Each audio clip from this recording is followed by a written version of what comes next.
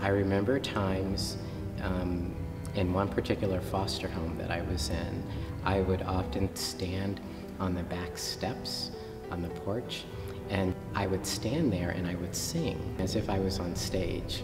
I would make up these grandiose scenarios where I was on a big stage in a big theater and the trees are my audience and I'm singing and performing, and after I'm done, you know, the leaves are swaying, they're clapping for me. And so my brain was pretty imaginative even at that point.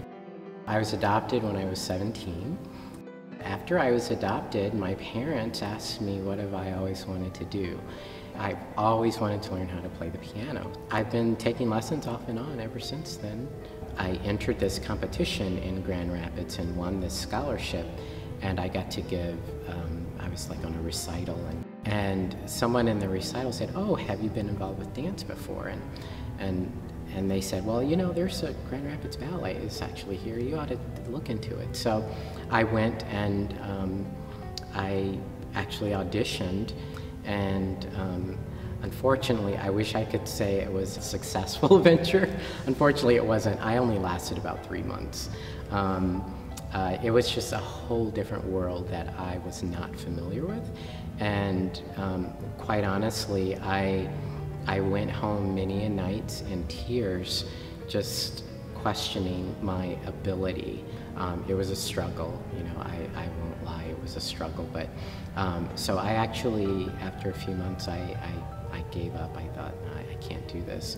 So fast forward, I moved to Dayton, Ohio, got a job at a bank, and it just so happened that Dayton Ballet was literally 1 block away from Key Bank where I worked, and curiosity got the best of me. I walk in one day, and Roseanne Brown, who's the company pianist there, she introduced herself, had me play.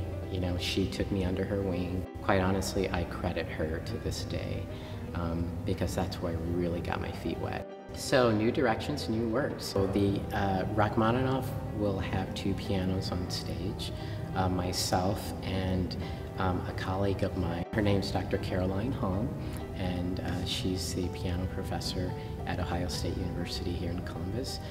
She herself is an amazingly gifted pianist, and she met Edward, and she, without hesitation, said, "Of course, are you kidding me? I will do this." Edward is so musical, so there's actually moments in the choreography where the dancers will actually, some of the dancers will actually be playing the piano as well. They might be a little nervous about that, but they're, for the most part, from what I've heard, they're really excited. But having 2 pianos on stage is really quite an amazing experience. So having the 2 pianos coupled with the music that we're playing, coupled with Edward's choreography, Columbus is, look out. It's in for a treat. It's going to be a great production.